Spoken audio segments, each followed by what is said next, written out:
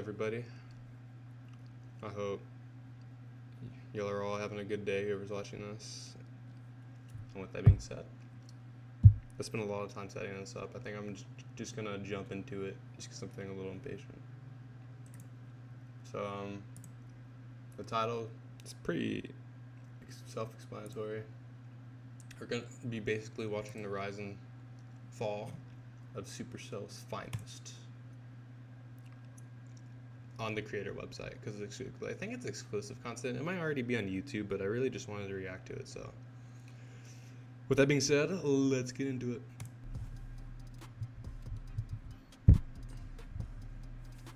The first one is Juicy J.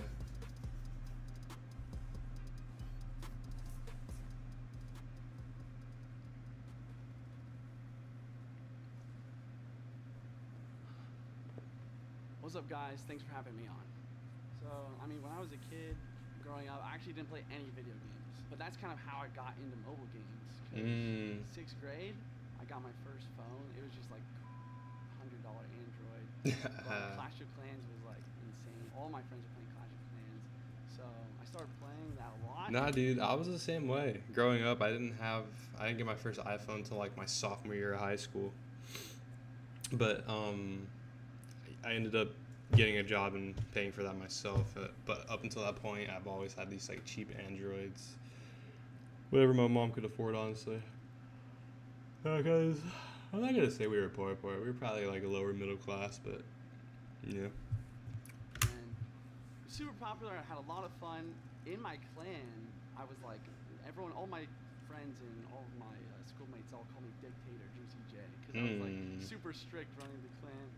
But yeah, Clash Royale ended up coming out like a year later when I was 14 years old. So as soon as that came out, I was like, wow, I don't have to wait for like troop training times. I can just keep playing over and over again.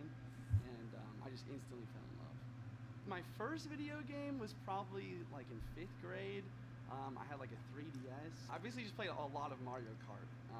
That was when I really like. He's a man of class.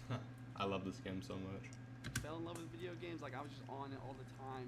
It wasn't like a multiplayer game or anything, but I basically just beat every single level of every single difficulty. So was I a grinder from the very beginning for video games? I would say yes. I would say not yes like on purpose, like I wanted to be really good, but it was more of just like I was just obsessed and I just wanted to beat it, especially when it comes to Clash Royale. Like I was just so obsessed with getting to the next level and becoming better and getting the higher ranks. That's kind of actually how I got into competitive. I was literally just joining clans, whatever clans on the top leaderboard had an open spot, I would just join, and I would just say, does anyone want to 1v1 me? One guy saw me in the clan beating all these people, and he was just like, yo, you're actually really good at this game. I don't know who you are, but you have to join my team for RPL back in the day. I didn't even know that Clash Royale had a competitive esports structure, or there was a way to go pro in the game, because I really am still like kind of a newbie for video games at this point. I started just joining clans, trying to get better. I got picked up for RPL. It was Raise Esports. It was literally just a bunch of like kids that just put together a team, and we didn't really know what we were doing, but we had fun and we were grinding, we were practicing. Going back on what he said in regards to the joining the higher clans thing, I actually did used to do that until like my sophomore or junior year of high school. I joined the clan I'm in now, Clash Gods, and I don't know, I've been in so long, it would just be weird if I left.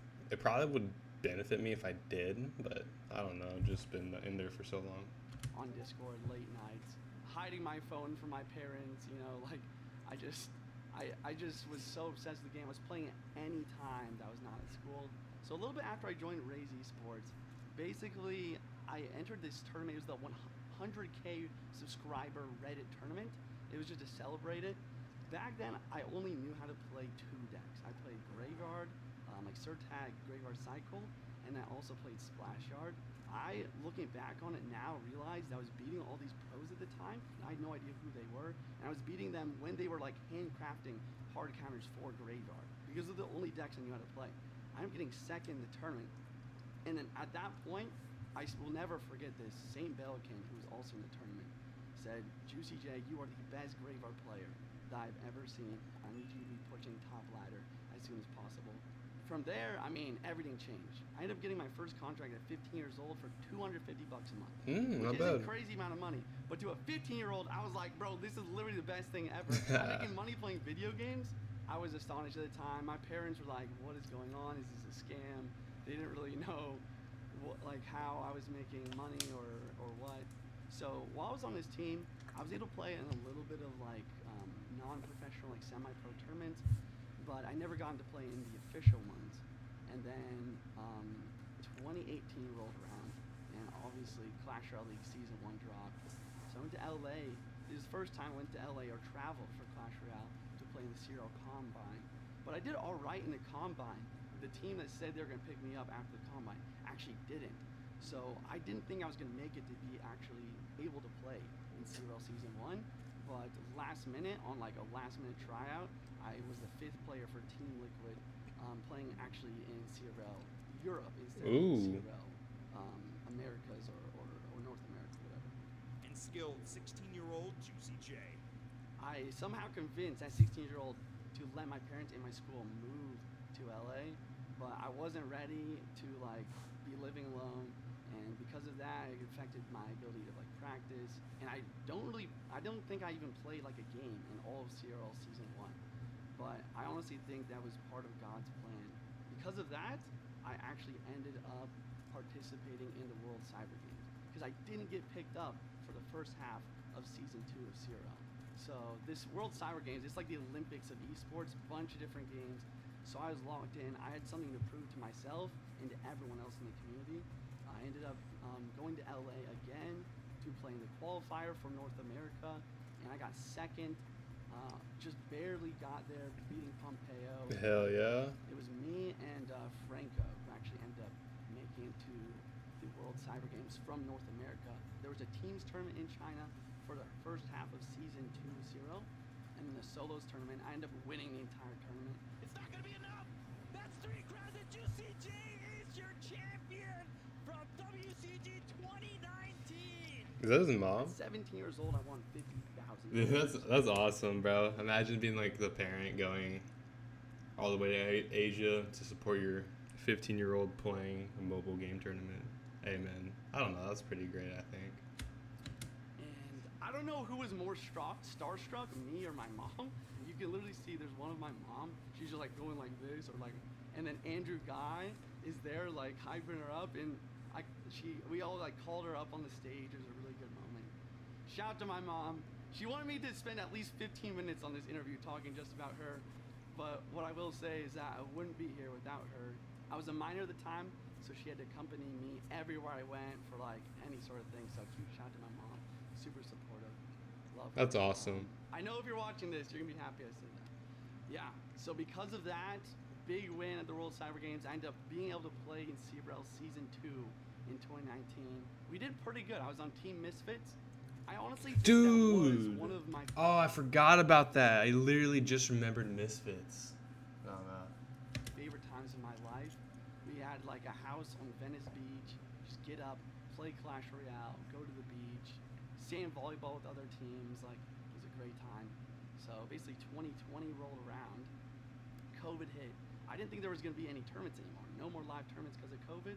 And I was just kind of burnt out in Clash Royale at the time. So at this point in my life, I actually took a year off Clash Royale and actually just studied in college, business, finance. I didn't really know what I wanted to do. So I was just studying, and then from there, some really cool things on the content creator side of my career started to sprout. I always started with content creation. First thing was probably... Honestly, though, if you did go to college, I feel like business, I don't know about finance, but business is definitely the easiest thing you can go to do. And probably the most beneficial, because I feel like that's what most jobs kind of rely on. There's some form of a business. At 14, right after the Reddit 100K tournament, end up getting on a Clash with Ash video, which at the time, if you were a pro or even a content creator, being on one of his videos was the one thing everyone wanted to do. So I was really hyped, and I got on for playing Graveyard. And the first thing one of the first things that he told me that I remember was that he just said wow, you are really good at being able to commentate or talk about what you're doing in the game while playing. man. Yeah, you're very good. I wasn't, first time we have people on the channel, you never know what you're gonna get, but I wasn't aware that, I should say I'm very impressed with your commentating and playing skills. You're just like, boop, boop, boop, no big deal. So. And I didn't realize that at the time, but that ended up like subtly being like a big indicator for me to get into content and specifically streaming. The first stream I ever did, I was 15 and I had a school like MacBook Pro. It was like the most laggy, like unwatchable thing ever because this computer is not meant for that. So yeah, then when I got into streaming with Team Liquid, I had access to better equipment, better streaming stuff. So I got the compliment from Clash with Ash telling me that I commentated or I did a great job talking while playing. So, to like kind of support what he's saying, to commentate while you stream, especially while playing CRL or CR, is very difficult because you have to maintain a decent amount of composure while potentially getting BM'd at the same time. I don't know. I think it's a lot, but mad respect to this guy. The compliment I got from my teammates is they said, like, bro, you literally just play better when you're streaming. Like, you play better when there's more people watching you or when you're maybe more relaxed, just talking with your chat, stuff like that. So, like, those two things together just really made me love streaming a lot. Another thing that was happening at this time is Fortnite was, like, insanely popular. I think Fortnite really changed the game for not only, like, Fortnite, but across the board for all video games. People, kids, parents, everyone started to realize that, whether it be being a professional player for a video game. Oh, it's Buga. Dude, I remember watching Buga. I was actually watching that stream when he won it. That was crazy. And being able to be a streamer, like, those are actual, like, jobs that you can make money and make a living on. So I was streaming every single day, very consistent, and I just wanted to grind, man. I just wanted to make it happen. I feel like a lot of people have this dream of content creation. They click go live and they have one viewer, their dad watching them. But for me, since I was a pro at the time, people had already known me, especially after the World Cyber Games. So I was able to get maybe like around 200 concurrent viewers on Twitch, 200 to 300, but it wasn't crazy. It was definitely not enough money for me to be like, okay, this is gonna be my job. I'm gonna quit like being a pro. I'm gonna quit school. I was able to kind of transition kind of my knowledge from the game and being good at the game to already like have a decent community that wanted to watch and learn from my gameplay. So when I quit in 2020 Clash Royale, I quit Clash Royale, but I never quit streaming actually. So I just kept streaming. Oh shoot, my bad. What's up, Star? How you doing, buddy? Hope you're having a blessed day. Please enjoy the stream. Like, subscribe. Yeah. I just started trying other games. I actually tried my first ever PC game, Call of Duty Warzone. I streamed it the whole time. The problem is I had like less than 5 viewers the whole time. So I think this is like my first time in content creation where I had this big wall in front of me and I didn't know what to do. The other thing was I was actually really good at the game too. So I went from being really good at Clash Royale to really good at Call of Duty, except my numbers just like slid off really far. I actually still have the world record #1 win rate for Call of Duty Warzone, 88% win rate over 1,000 games. But still with that accomplishment, no one was really there. And this is where I started doing a lot more research onto like how to become a successful streamer. One of the big ones was multi-streaming. So during this time, it technically wasn't allowed to stream on Twitch and TikTok at the same time, but there was still a lot of Call of Duty players doing it, and they were pulling in a lot of numbers, getting a lot of conversions from people scrolling on TikTok to come to the Twitch stream and watch like the full experience. So at this point, yeah, dude, multi-streaming within itself is actually like a very difficult thing to do. Oh, hang on, I'm getting a text from my motor sergeant.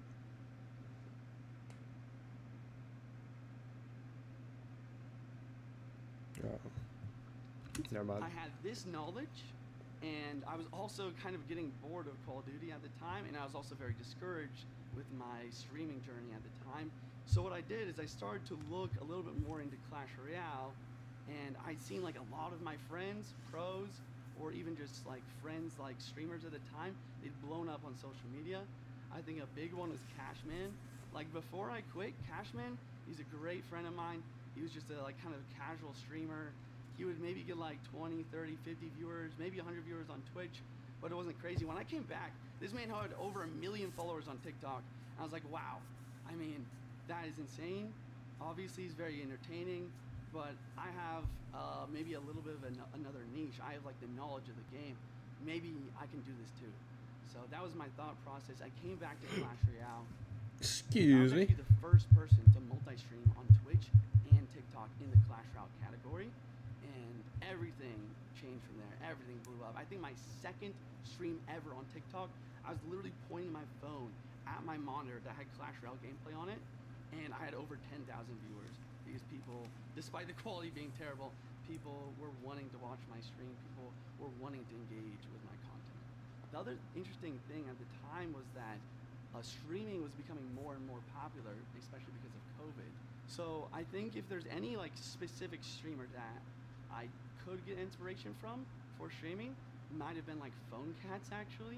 He still streams to this day, but he was one of the very first Clash Royale streamers, and he kind of showed to me that it was possible to stream Clash Royale, especially the English category. Before I started like really getting into Clash Royale streaming again, there was no English Clash Royale streamers, and I think that's another thing that I was really able to do, was able to fill that gap. That's part of like the success.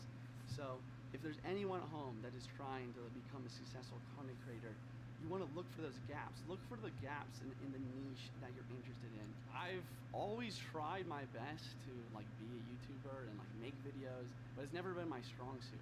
I just love streaming. I love going live and interacting with my community.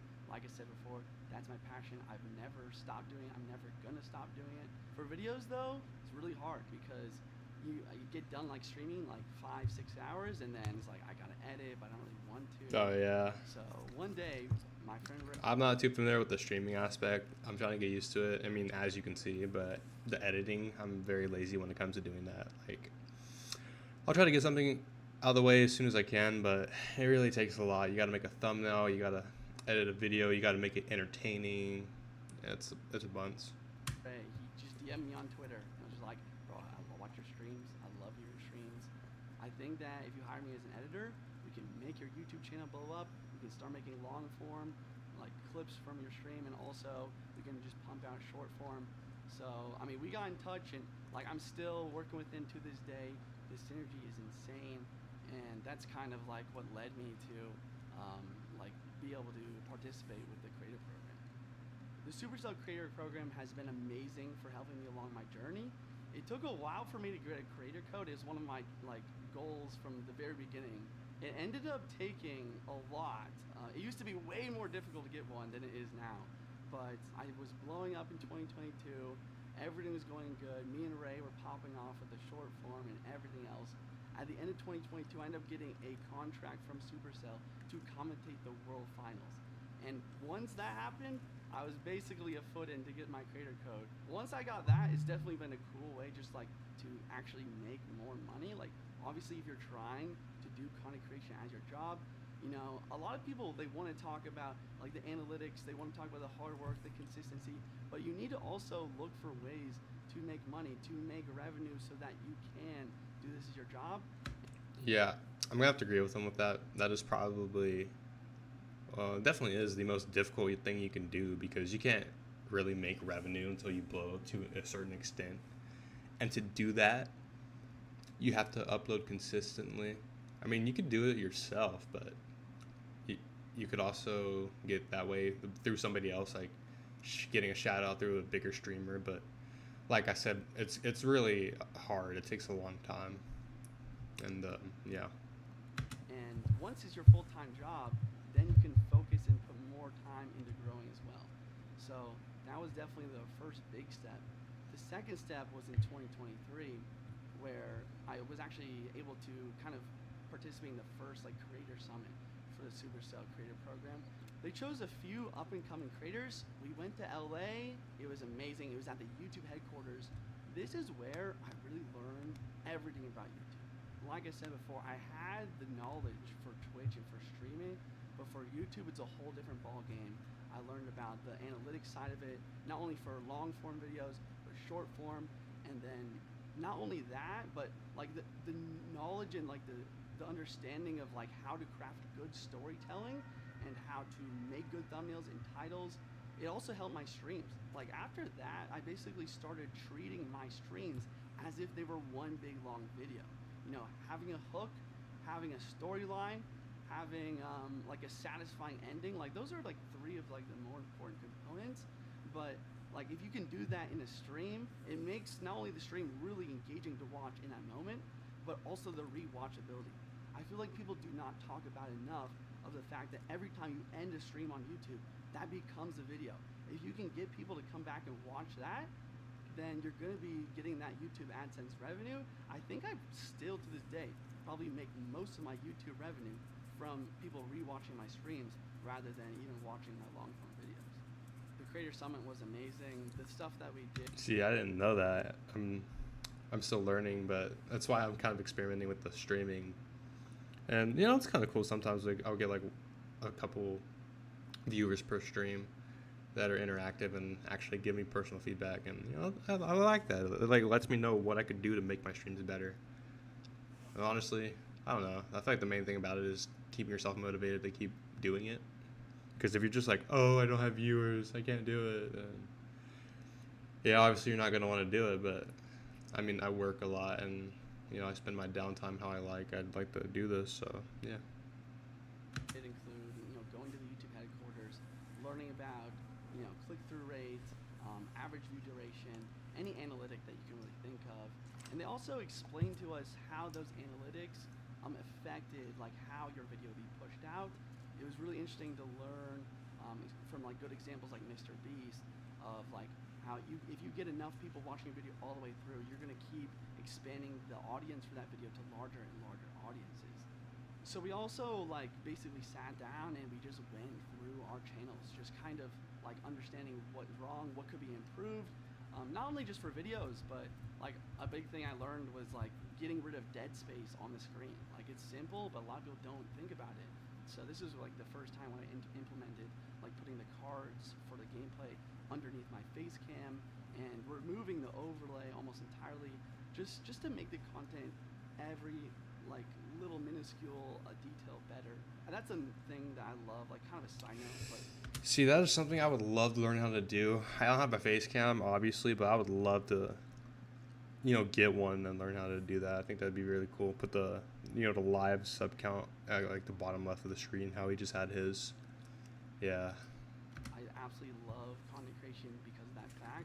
There's literally no peak. There's no mastery of this craft. It's just something that you continue to get a little bit better at every single day. I mean, once again, shout out to Mr. Beast. Like, he is still continuing to try and expand every little thing. Like, I feel like a lot of people at that point would just, okay, I've made it. I'm not ambitious anymore, but you can just continue to get better and better. The third thing that we did was just one-on-one coaching sessions. We had Roberto Blake, huge shout to him. We really got along. I think that's like the biggest thing that we did during those sessions is kind of look at my success on TikTok and then expand that to repurpose. He taught me that like just because you're posting one piece of content on TikTok doesn't mean you can't post it on Instagram Reels and especially YouTube Shorts, because at the time in 2023, YouTube was really starting to push those out. They wanted to compete against the very successful platform TikTok. So we basically, I basically sat down with my editor and was like, okay, these TikToks you're posting, just make them a few seconds shorter, post them on YouTube Shorts, and then boom, I started blowing up on YouTube Shorts as well, which once again, the exponential cycle of streaming and shorts together, when you start to introduce even more platforms that you're posting on, it becomes even more powerful. We have really good at talking while playing. We have a pro player experience. We have the knowledge from the Creator Academy when it comes to storytelling, how to be successful with retention. We have multi-streaming. We have the synergy between streaming and short form content. All of this, I mean, I was already blowing up a little bit in 2022, but in 2023, I was just blowing up even further. It started to become so crazy that I couldn't really comprehend what was going on. I ended up being top 100 in the world for paid subscriptions on Twitch, which was Damn. nuts. And I also ended up at some point, maybe 2024 at this point, where I was actually top 10 in the United States for most viewed YouTube live streams. And that brought us to 2025, where Jinxie ended up going live playing Clash Royale. At this point, everyone knows me as the Clash Royale streamer, the Clash Royale guy. There's 40,000 people in his chat spamming collab with Juicy J, 1v1 Juicy J, and it happens.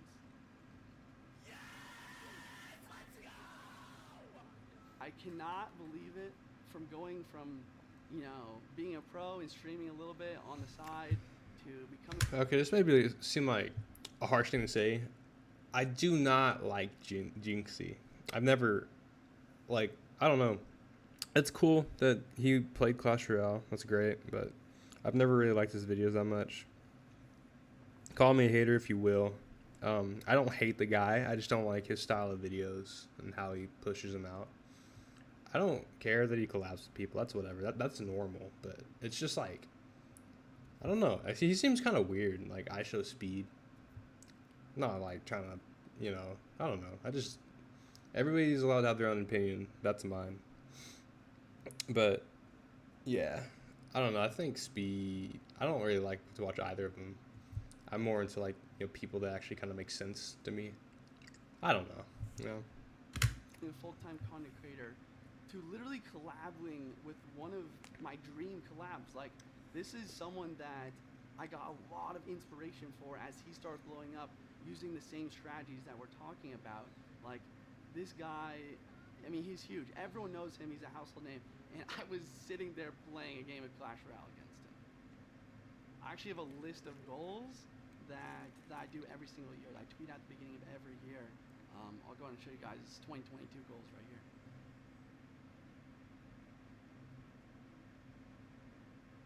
So in 2022, one of my goals was to become the largest Clash Royale streamer on TikTok.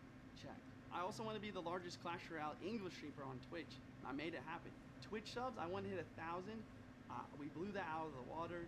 We also hit 100,000 followers on TikTok, 10,000 on Instagram. I got my creator code, and I ended up being a Clash Royale League World Finals caster. In 2020, wait, when did you get his creator code? Check. I also want to be the largest Clash Royale English streamer on Twitch. I made it happen. Twitch subs, I want to hit 1,000. We blew that out of the water. We also hit 100,000 followers on TikTok, 10,000 on Instagram.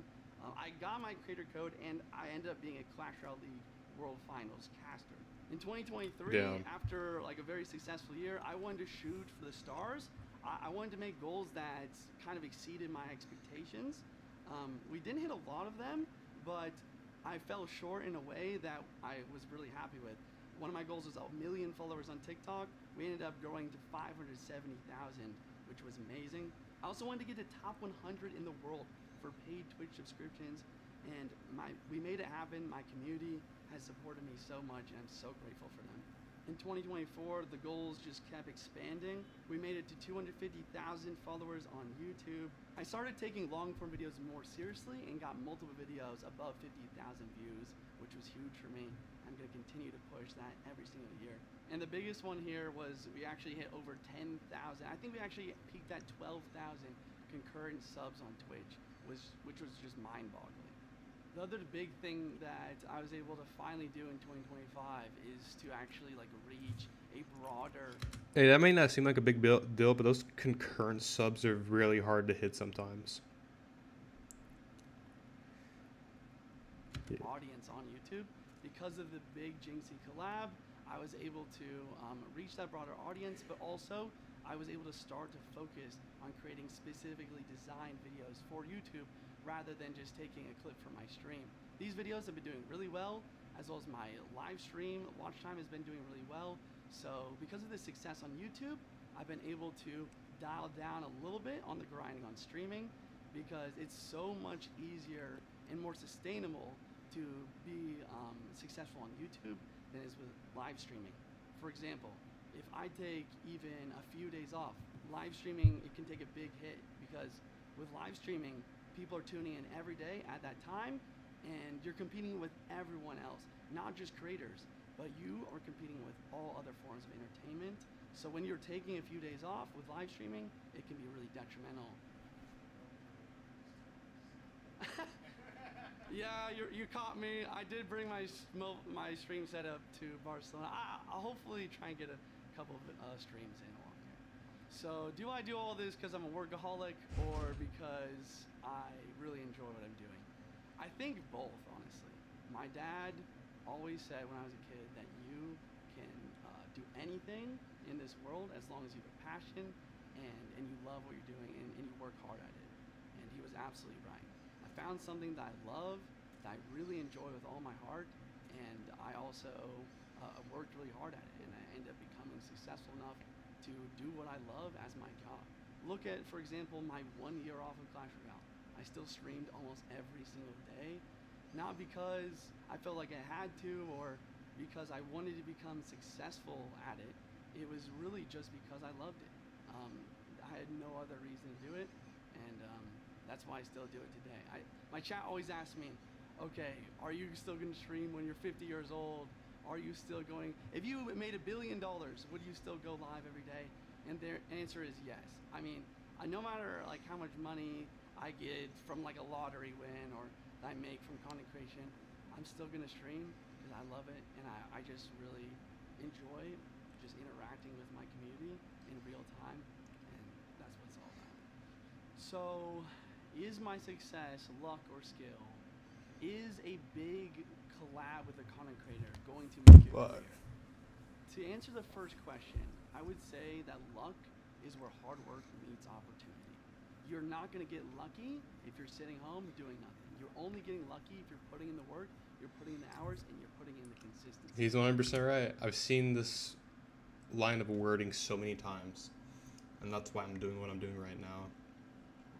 Now, do I expect to blow up the first few streams? No, but it's me trying with the little bit of free time that I have. And yeah, I just think that's what most people fail to realize is you don't success doesn't just happen. You have to be trying for the success to like actually apply to you, And to answer the question on whether a big collab is going to make your career, before I collab with Jinxie, it only happened because everyone had already known who I was. Whether it be like getting top 10 in the US for most viewed YouTube streams, or being number 1 on TikTok live gaming almost every day for like 2 months straight. What I'm trying to say is the big collab isn't going to make your career. Your career is going to be what makes the big collab. So what advice would I give to creators watching this right now that are at the beginning of their journey? I would say, number 1, you have to be doing this because you love it. Just like my dad told me when I was a kid, find something that you love. If you're doing this content creator journey because you want the money or you want the fame or because you have like people that you're looking up to, it's not going to work out. You have to do it because you love it, because you enjoy it. That's how you're going to stay consistent. And this brings me to my second point. No matter what, stay consistent. Do not give up. I streamed at one point for a year with less than 5 viewers. Jinxie streamed for 2 years with 1 viewer. It was his dad. Mr. Beast tried making YouTube videos for 5 years before he blew up, before anyone knew his name. What I'm trying to get to, what my point is if you're doing this because you love it and you're not seeing the results that you want, just keep at it. The skill is going to come from being there and showing up every single day, whether it's going live, posting a YouTube video, even just posting 1 short every single day. If you keep showing up, where most people would have given up after maybe 2-3 weeks, eventually you are going to learn what it takes, and you are going to get that moment where luck is, where hard work meets opportunity, and your dreams will no longer be dreams. You will accomplish your goal. Damn. That was well said. Hope you picked up a trick or two. Play next video. I want to see what other creators they have on here.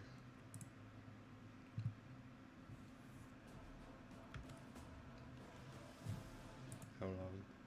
Before we just jump to another one, I want to go back to the library and see what else they got on here. This is the creator program, by the way.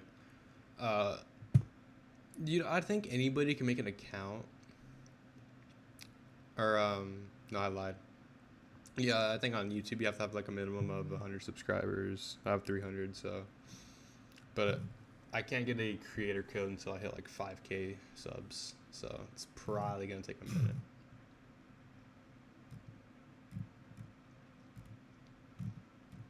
But I really wanted to see videos in regards to like Juicy. Wait, no, we just watched Juicy J. I mean like OJ, sorry, and Surgical God, you know.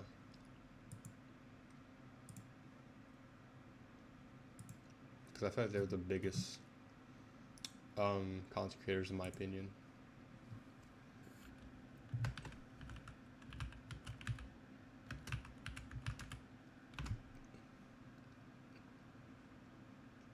Bro, what do you mean? How is he not on here?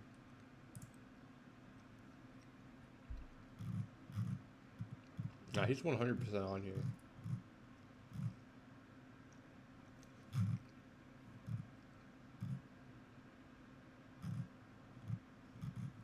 Okay, maybe not. I don't know. I thought he was a lot bigger than that. Because I used to watch him like all the time. Yeah, they're like right there. Former CRL champion, Surgical Golden has turned his esports success into massive relevance in the content creation scene, boasting a Spanish-speaking channel with over 1 million subscribers and a consistent English channel alongside Frank, brings a wealth of experiences as he joins us in the Content Academy. That's what I noticed about him like a few years back on his main channel. He stopped making English videos and they're all in Spanish, and I couldn't understand them. So I stopped watching his videos because I didn't understand what he was saying. I didn't know his name was Frank though. If I looked at him, I never would have guessed his name was Frank. Not that there's anything wrong with that, but yeah.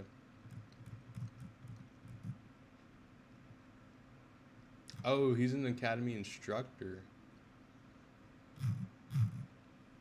That's crazy. I guess he's kind of considered himself retired, but he still plays the game. I don't know. I noticed he tried to branch out for a little bit a while back and tried to play Fortnite, but it didn't work out, and ultimately he ended up going back to Clash Royale.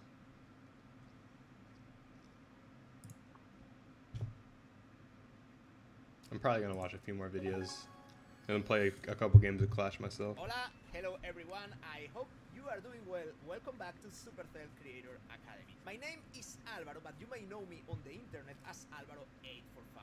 I've been doing Supercell videos in Spanish for the last 10 years now, and in this video I want to address a really important topic: how to get started with Supercell content. This is the kind of video I wish I have had the opportunity to watch back in 2013. So, let's get started. You have to think, for example, about the game you are going to create content. Not all the games are the same, nor the content that the people is making around those titles. However, game selection, it's usually determined by your passion. But there are many other factors that you have to think about at the very beginning. For example, number 2, what kind of content are you usually making? Are you making educational videos or are you making entertaining videos? Because they are not the same, and yeah, it's true, most of the creators say, hey, I want to do both. I want to make entertaining videos, but at the same time, educational videos. This is super difficult to do.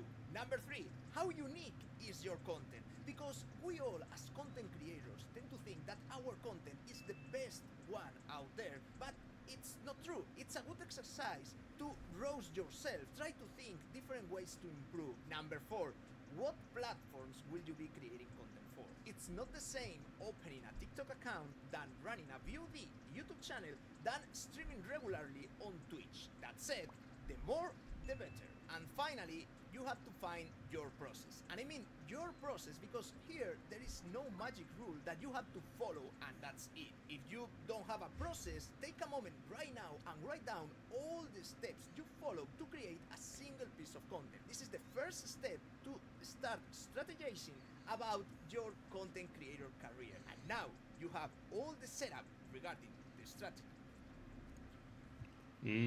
I like it. Setup, the studio to record, it's usually the main concern when you are starting your content creator career. But it shouldn't. Believe me, it's not that important. You usually see those big creators with huge, cool studios and you just want something equal to that to match the same quality. But believe me, it doesn't work that way. To begin, you just need your phone, your tablet, and maybe something like this. And believe me, it's really true. This is my traveling setup. When I get invited to any event, I just bring my tripod. With my phone, I record my face, and with the tablet, I record the gameplay. Then you just need to put all that footage into an app to edit videos, and you are done. It's a pretty common mistake to invest too much at the very beginning into improving your camera when the sound might be equal or even more important than the image. As I mentioned at the very beginning, you can start recording your face just with your phone. Smartphones right now are super good. If you compare your image with the top creators, you may notice that it's not the same, but that's because the content creators, the big ones, they usually record themselves with DSLR cameras, and that's a complete overkiller at the very beginning. Logitech and Elgato have really good webcams that are super easy to plug in and to start using them to create content. But as I mentioned it before, the most important part and the first thing to invest some budget at the very beginning to improve your physical setup, in my opinion, should be the audio, the sound. I strongly recommend Razer Sirian as it's really easy to set up, and I'm using Elgato Wave 3, which is also a good option, but there are many microphones and you don't need a super expensive one to just have a good studio quality audio. After the audio and at the same level as improving your image by buying a better camera, don't forget about the lights. Lighting, it's very important to get a good quality of the image, and at the very beginning, if you don't have the budget, just face your desk, orientate your table to a window to use sunlight. As you progress, you may want to have some artificial lighting so that you can work at any time. In that regards, I recommend Elgato lighting solutions. They are really useful and easy to plug in and to play with, and they are created specifically for creators. Lighting will improve your image quality a ton, even more than buying a better camera. Finally, you maybe want to improve the quality of your gameplay, and even though most of the smartphones and the tablets incorporate some kind of app that allows you to record the screen of your device in a really decent quality, you may want to have that image directly into your computer, and for that you may need a game capture. I'm using today Elgato HD60X, and it works Ooh, that's pretty good. There are many other devices and other brands that fabricates and manufacture those game captures. And don't forget that you may need an adapter to connect the cable coming from the game capture card into your device. In case you are willing to listen more in-depth setup recommendation, there is a course in Supercell Creator Academy called Equipment Recommendations and First Purchases that you should go and watch. Just bear in mind that all equipment recommendations are subject to change as technology evolves and might get outdated in the future. Yeah, he's absolutely right. Once we have talked about the physical setup, it's time to talk about the digital setup. Because I have a capture card that I don't really use, but I got it like 5 years ago and I tested it out once and never used it. And the apps you need to record and create your content.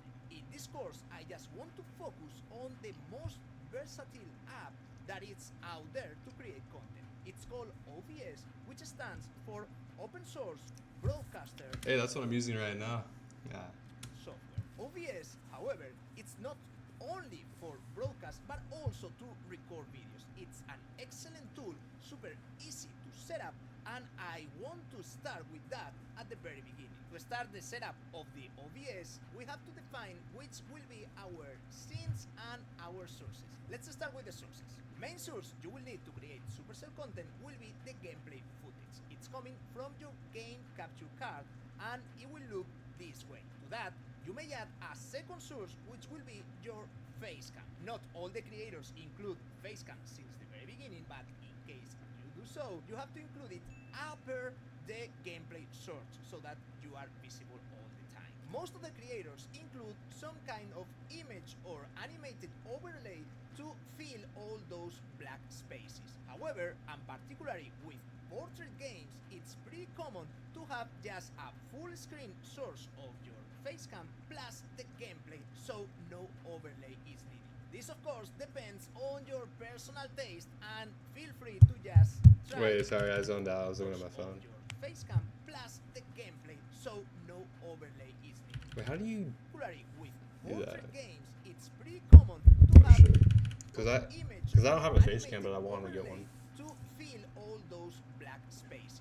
However, and particularly with portrait games, it's pretty common to have just a full screen source of your face cam Okay, I plus see. the I understand. iconic scene with the gameplay, your face cam, and one overlay. It's very popular to have one scene only for your face cam at full screen in case you have one important message to share with your audience. And also, you can have a scene with the gameplay with some kind of zoom in case you want to show and outline something very important in your content. For those who are planning to live stream, I strongly recommend to have some kind of starting soon screen so that you let your Oh audience shit. know that Hang on, I'm getting a phone call. Hello? What's up?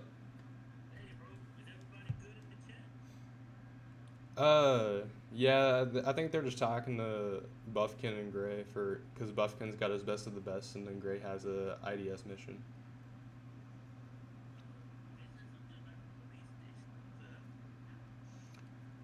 Yeah, wait, let me see. I looked at it for a second, but I didn't know what he was talking about. Hold up. That's why I would ask him. I didn't know they got in trouble last night or what. And then he was making it seem like they were saying, get ready, I'm on my way to ROB. And he tagged Gray and he tagged Buffy. So I didn't know what was going on. Oh, they might have both gotten in trouble then. Yeah, I don't know. Yeah, I really don't know, to tell you the truth. I was just trying to see if you knew anything. No, I have no idea. I'm just sitting here playing my game. I got you. Alright, well, shit, I'll talk to you later. Try to enjoy your weekend, man. Don't get stressed out over this. No. Most definitely. I'm just trying to do what I can do to help. You good? Your ankle feel all right? Yeah, I iced it all night. Okay. Got me All some- right, well, take it easy. Oh, yeah. Let me know if you need anything. Yes, sir. I greatly appreciate it. Thank you. All right, buddy. Bye-bye. Alright, bye.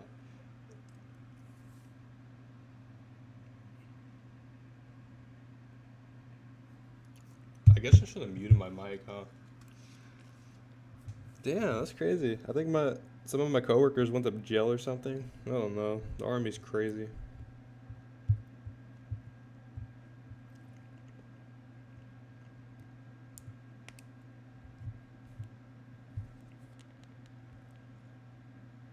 I'm trying to find my stream again. I lost it. What the fuck? There it is. It won't let me open it, bro. What's going on? Okay, there we go. the streaming is about to start, and meanwhile you have some seconds to just make sure that everything is right. Once you have your scenes and your sources completely defined, it's time to make all the settings of OBS. First of all, go to video and set up the resolution you want to either stream or record. Here is the place to set a resolution either on landscape or portrait in case you want to use OBS to just live stream or record some footage in portrait mode for some of the platforms that requires that format. Then on the output section, you can see the settings either for live streaming or for recording. All these settings will depend on the specs on your computer. Then Oh, yeah, at I a forgot more about that advanced level, part. you can make a bunch of shortcuts with your keyboard. Hey, I don't know if you guys realize, but setting up a stream on OBS is so frustrating. That's what I'm streaming on right now, actually. I don't have the face cam in, but just like setting up, the thumbnail and everything, you gotta like create the broadcast before you actually start streaming. I don't know, it's a lot of stuff, but it's just a hassle, really. Or even with a Stream Deck, which is a really powerful tool that it's very useful on my day-to-day recording process. If you want to know more I need to give me one of those. about OBS or different overlay advices, there is a course in Supercell Creator Academy called Best Practices for Creating Mobile Gaming Content that you may watch. Fan And concept last policy. but not least, let's talk a little bit about Supercell Fan Content Policy. Supercell Fan Content Policy, it's a legal document in which Supercell outlines what you can and cannot do as a content creator. It's really important that you read it carefully before you start making Supercell content or content about Supercell games. The document is available in multiple languages and it can be found on the website down below. During this course, I want to walk through all the main points of the Supercell fan content policy, and yeah, of course, this cannot be considered as a legal advice, but I want to address the main doubts and questions that may arise when you read this document. On section 1, specific rules for fan content, there are common questions regarding being non-commercial, and it doesn't mean you cannot monetize your content, but it means that you cannot directly charge the final users to watch your videos or streams. You can monetize via 3 exceptions set down on the document. First exception is through ads. You can place ads so that the user sometimes may watch an ad before your content. That's fine because the content is free after all. Second way to monetize is by donations, and third way of monetize is by coaching. Down below you will find the section Keep It Online, and it means that you can use Supercell assets to produce online content, but you cannot manufacture or produce or distribute any physical object related to Supercell IPs. And be careful with that because it's pretty common that in the future you may want to upgrade your logo, for example, and you want to introduce some Supercell character as part of your personal branding.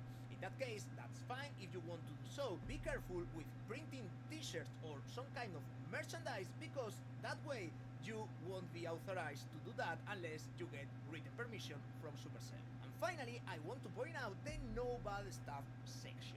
In this section, you will find different things that you are not authorized to do with Supercell content. Everything is pretty obvious, but from time to time it's worth to just read it and read it again so that you are fully aware of what you cannot do. This is a legal document and it's subject to changes. So Supercell is constantly amending and evolving this document, so please be careful with the version you are reading. You can find the last updated version on the website below, as I mentioned it, and you can find the date of that version just below the title.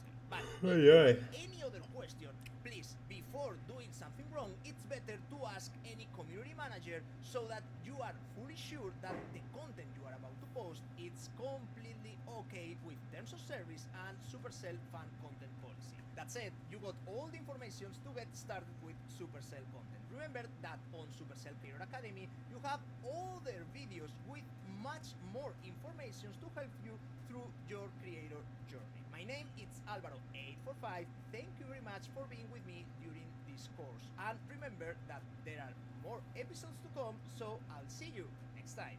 Take care.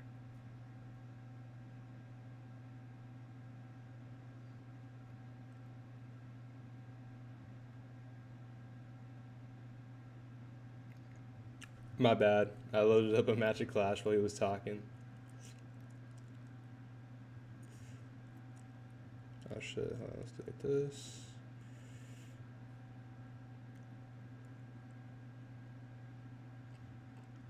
Damn! Alright, hang on. Exam? Let's sign up for this.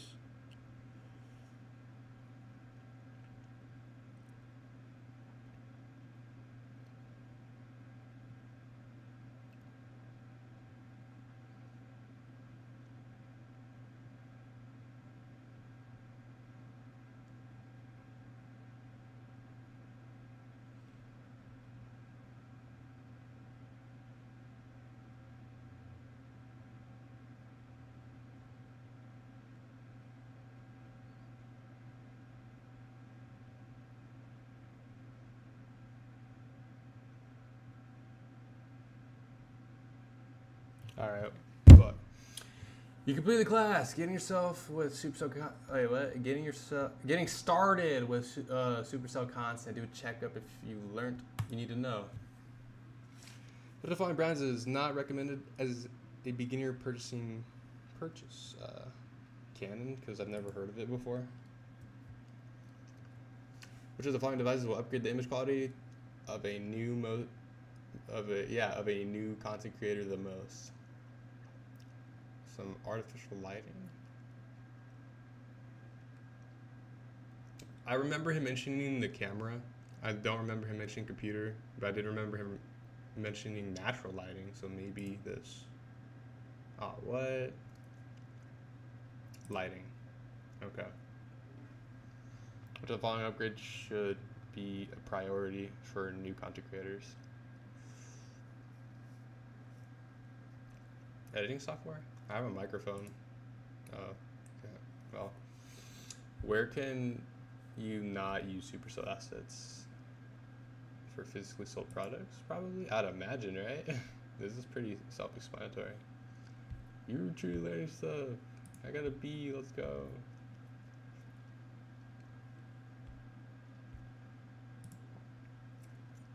I have pretty much everything I really need, other than, you know, like a reliable, well, a face cam obviously, but I'd say a reliable PC. Because I'm streaming on my work PC right now, it's not that good. Actually, I want to test something. I want to see if I can go to Streamlabs and then take over the stream on my phone.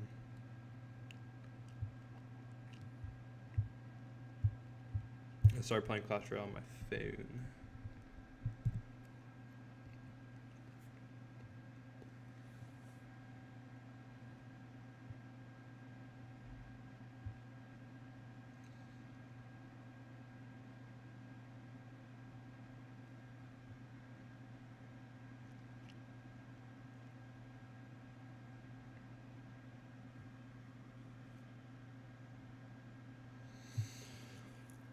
Okay, I'm live on my phone now. I don't know if that took over the initial stream that I was doing, but I'm gonna do like an experiment. Go. Ah.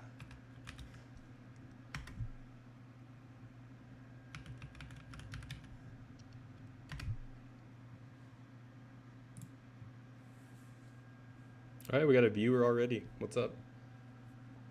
I'm making sure that I'm actually live on YouTube and I'm not just starting a secondary stream. Oh, look at this, my stream right there. Okay, now I'm just confused. Because it says I'm live on my phone, but... Oh, what's up? How you doing? I just got done watching some creator videos. If I'm not actually live on my phone, I might just start playing Clash Royale. Because I am confused. Oh, we got 2 viewers. Let's go. Please take a moment to like and subscribe to the video. While I figure out what the hell am I doing, because I'm so confused. Oh, dude, I looked at my last stream and they got copyright claimed. I have no idea why. Yeah, there's only one stream, and this is the stream. So I'm genuinely confused as to where my stream is on my phone, because it says I'm live.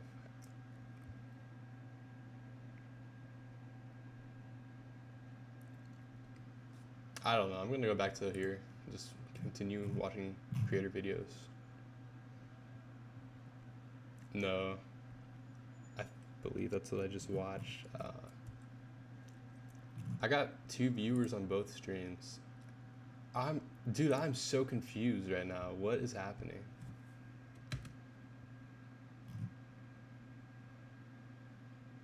Where am I from? I'm from Texas, but I live in Germany.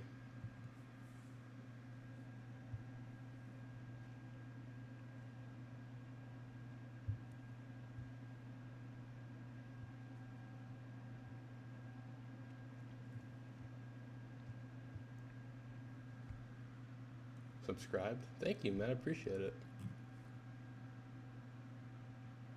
Yeah, I'm just gonna go back to watching videos. I don't know what's going on with my second stream.